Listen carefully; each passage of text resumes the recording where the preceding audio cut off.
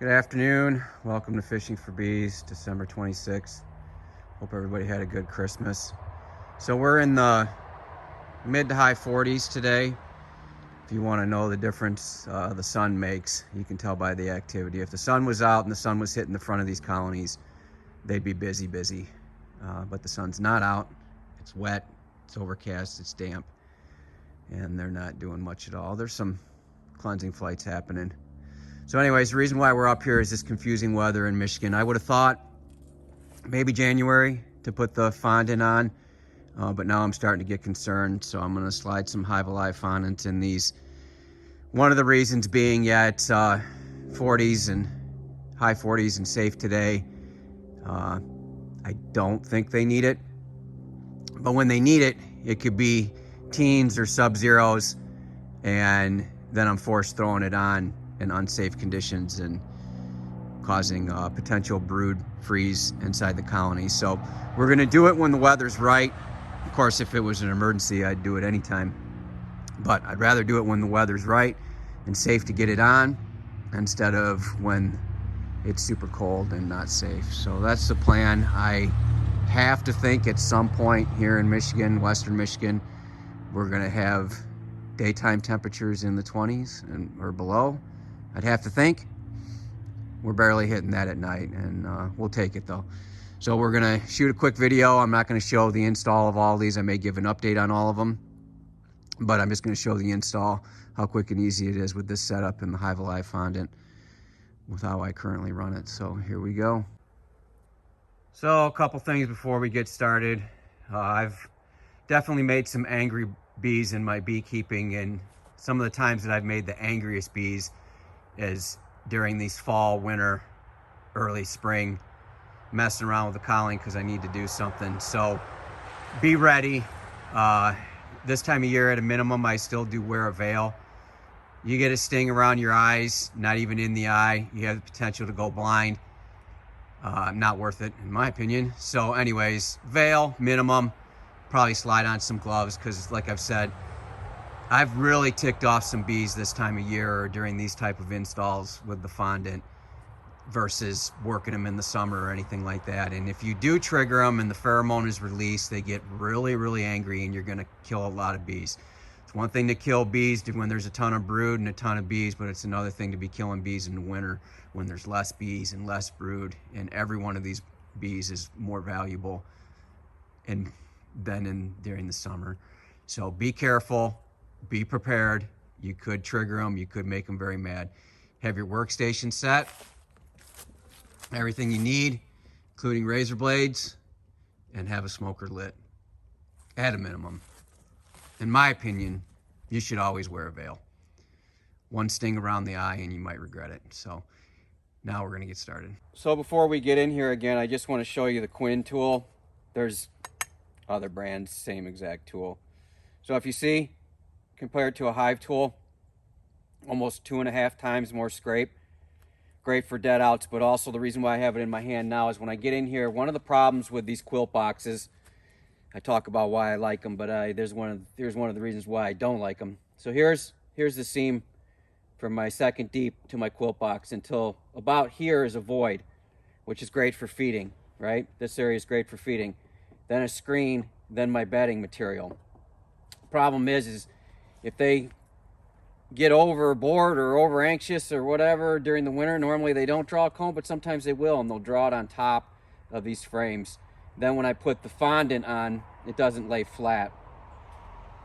So the Quinn tool, I can just go in there and scrape real quick, 2 frames at a time, 10 scrapes, 5 scrapes. So that's one of the reasons why I love this Quinn tool during the winter. So we're going to take a quick look inside of here. I'm going to look, then I'm going to give you an up close, then we'll come back and likely install the fondant. I don't see why there'd be any indication that I don't want to install the fondant.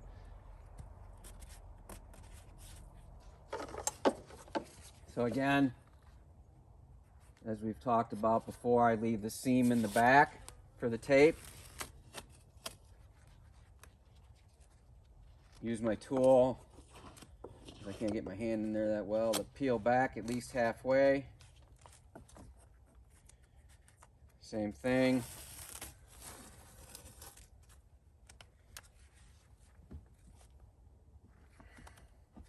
take off the inner cover, which is above the quilt box.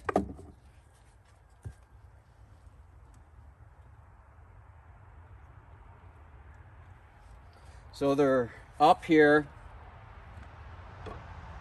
really, really good.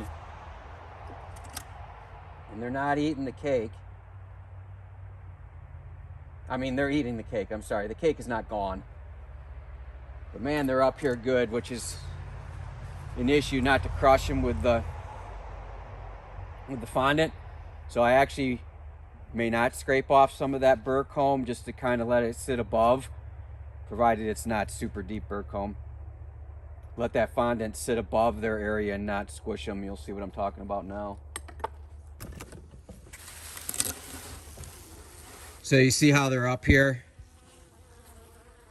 They are really up here. This box feels really good as far as weight, but I'm still not gonna pass on this opportunity to get the fondant in there. As I said, I'd rather do it on a mid 40 or high 40 degree day than a day when it's in the teens and a wind chill of sub-zero. So sometimes you gotta take the opportunities when you can.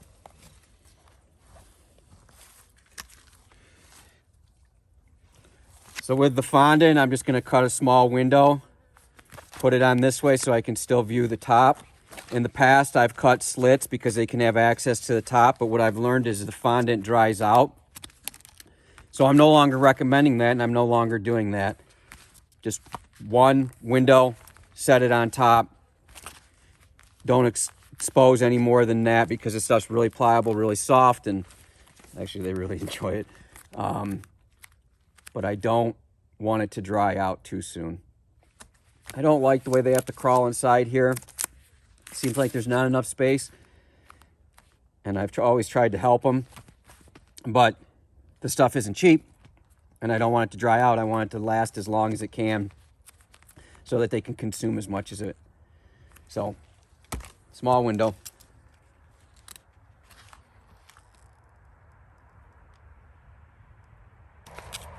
So there you go, small window on the front so that you can view from this side.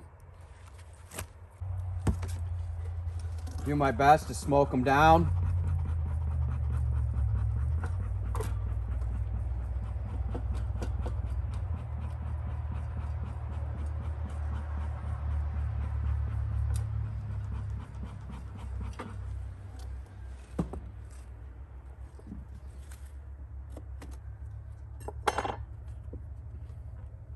Be ready.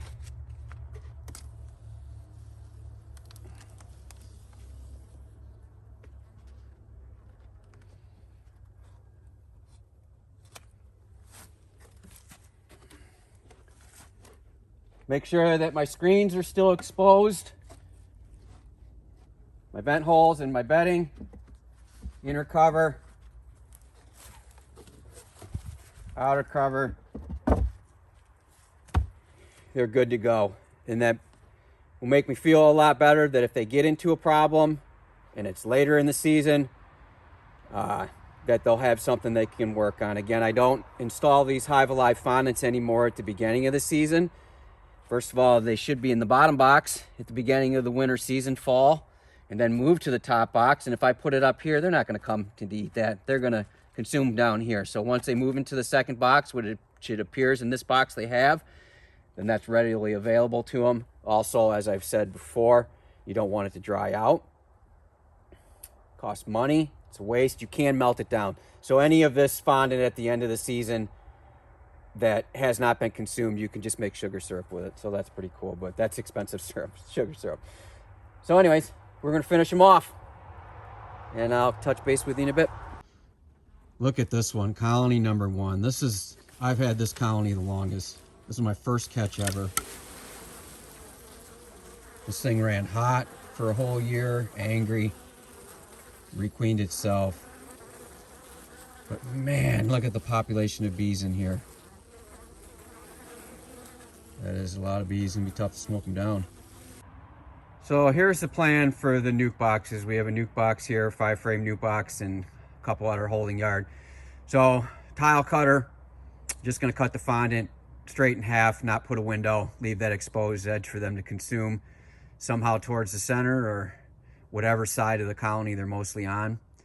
The one on the left, I may put a slight window in the bottom just to give them a little bit, but didn't quite know what I was going to do about the nukes, and this is what I'm going to do. We're just going to cut them in half and leave an exposed edge. So because I use these quilt boxes for multiple uses, including feeding, I flip them upside down. During the feeding process, sometimes they'll propylize these vent holes, which are important during the winter.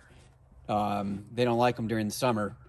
They can't get to them during the winter, so they won't close them off. But I discovered that some were still closed off from the summer when I used them for feeding. So I have multiple uses for my quilt boxes. And unfortunately, during the summer, they decided to plug up these vents with propolis. So anyways, this is how I'm going to handle it from the inside. Obviously, I don't want to go from the outside. Just a quick melt. Don't catch your wood on fire. Certainly don't catch your bedding on fire. I already did the other three.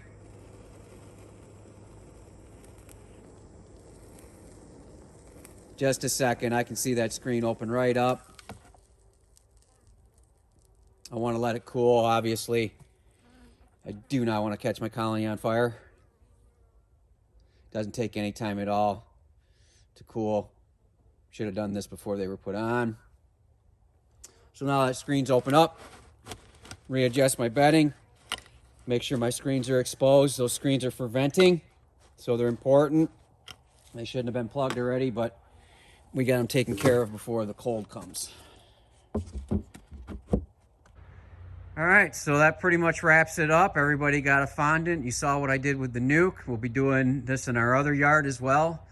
Exactly the same thing, unless there's anything super exciting. I probably won't make a video on it. Everybody's doing really, really good. The double deeps are super strong. I have a concern down here with 3, this single. Very light population. So I'm not quite sure about that one. Everybody else looks really good. Just a reminder, these are all swarms. There's no splits. They're swarms that I took out of a tree, shook out of a tree. There's no cutouts here. But that being said, I don't requeen them, right? If I caught a free swarm, I'm not gonna requeen with a $20 to $40 queen or more. I let them stand on their own. They do what they can on their own. In the spring, they will get help as far as boosting, you know. So I come out of winter, I got some colonies that are super strong and some that are super weak, and I don't split. So I want to take brood frames and resources possibly from them strong ones, for sure brood frames, and drop them into the weak ones. And I have videos on that as well, and we'll be doing it again this spring, even more than we did last spring, hopefully by the grace of God, because we got more colonies and more going on. Anyways, I appreciate you watching. I hope your bees are well. Please like and subscribe. Merry Christmas. Thank you. Just wanted to make a quick video letting you know that I put up some of our products on eBay under ETRE Sports.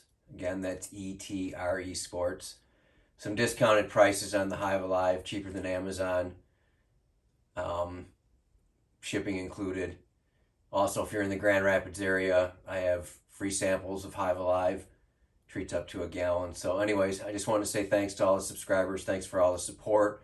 I appreciate everything.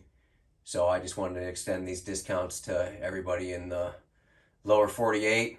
So check it out. You'll recognize the background on eBay. It's the cheapest prices on eBay. Again, that's ETRE Sports. I have them listed on eBay, both sizes, both discounted.